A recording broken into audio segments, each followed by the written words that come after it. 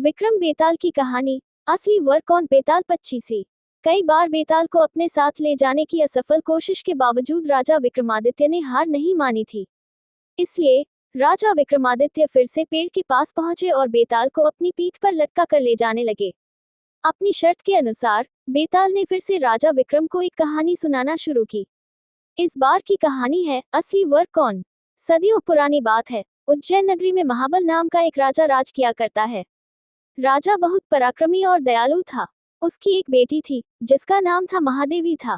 महादेवी बहुत सुंदर और सुशील लड़की थी। जब वह विवाह योग्य हुई तो राजा महाबल ने उसके लिए योग्य वर की तलाश शुरू कर दी। एक एक करके कई राजकुमार राजकुमारी से विवाह करने की इच्छा लिए राजा के पास आए, लेकिन राजा को कोई पसंद नहीं आया। राजकुमारी से विवाह करने के लिए राजा ने एक ही शर्त रखी थी कि उसकी बेटी का होने वाला पति हर चीज में निपुण हो। इस तरह कई दिन बीत गए, लेकिन राजा को कोई अपनी बेटी के लिए योग्य वर नहीं मिला। एक दिन की बात है, जब राजा अपने दरबार में बैठे थे कि तभी वहां एक राजकुमार आया और उसने कहा, मैं राजकुमारी महादेवी से विवाह करना चाहता हूँ। ये सुनकर राजा ने कहा, हे राजकुमार, मैं अपनी बेटी का विवाह उस व्यक्ति से करूंगा जिसमें सभी गुण हो। इस पर राजकुमार ने जवाब दिया, मेरे पास ऐसा रथ है जिसमें बैठकर क्षण भर में कहीं भी पहुंच सकते हैं। ये सुनकर राजा ने कहा, ठीक है, तुम कुछ दिन रुको, मैं राजकुमारी से पूछकर तुम्हें जवाब दूंगा। कुछ दिनों बाद एक और राजकुमार वहां पहुंचा। उसने राजा ने कहा, मैं त्रिकालदर्शी हूं और भूत, वर्तमान व भविष्य तीनों देख सकता हूं। मैं चाहता हूं कि राजकुमारी का विवाह मुझसे हो। राजा ने उसे भी इंतजार करने को कहा। कुछ दिनों के बाद राजा महाबल के पास एक और राजकुमार उनकी बेटी का हाथ मांगने आया। राजा ने उससे पूछा कि तुम में ऐसा क्या गुण है जो मैं अपनी पुत्री का विवाह तुम्हारे साथ करूं। राजकुमार ने कहा, राजन, मैं धनुर्विद्या में निपुण हूँ। मेरे जैसा धनुर्धारी दूर दूर तक कोई नहीं है। राजा ने उससे कहा, बहुत खूब राजकुमार, आप कुछ दिन प्रतीक्षा करें, मैं अपनी बेटी से बात करके आपको जवाब दूंगा। अब राजा असमंजस में पड़ गया कि तीनों ही राजकुमार गुणवान हैं, लेकिन वह तीनों से तो राजकुमारी की शादी कर नहीं सकता। तो अब सवाल यह था कि राजकुमारी का विवाह किससे होना चाहिए।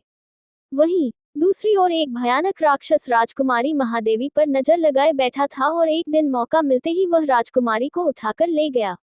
ये खबर जैसे ही महल में फैली तो राजा, रानी और तीनों राजकुमार एक जगह इकट्ठा हो गए।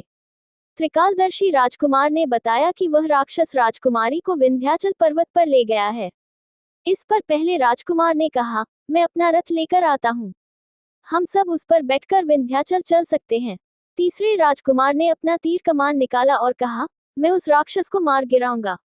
इसके बाद तीनों राजकुमार रथ पर बैठकर विंध्याचल पर्वत की ओर चल पड़े। उन्हें जैसे ही वह राक्षस दिखा तो धनुर्धारी राजकुमार ने कुशलता से उसका वध कर दिया और वो राजकुमारी को बचाकर फिर से महल ले आए। इस कहानी को सुनाने के बाद बेताल ने राजा विक्रम से कहा, राजन, राजकुमारी को बचाने में तीनों राजकुमारों का योगदान था। तो अब तुम मुझे बताओ कि राजकुमारी का विवाह किससे होना चाहिए। राजन, मैंने सुना है कि तू हमेशा न्याय करता है, जल्दी उत्तर दे, वरना तेरे सिर के टुकड़े टुकड़े कर दूंगा। इस पर राजा विक्रमादित्य ने उत्तर दिया कि राजकुमारी का विवाह धनुर्धारी राजकुमार से होना चाहिए, क्योंकि उसने राक्षस से लड़ाई करके राजकुमारी को बचाया और बाकी दोनों राजकुमारों ने केवल उसकी मदद की। बस फिर क्या था, जैसे ही राजा बोला, बेताल उसकी पीठ से उड़कर फिर से पेड़ पर जा लटका।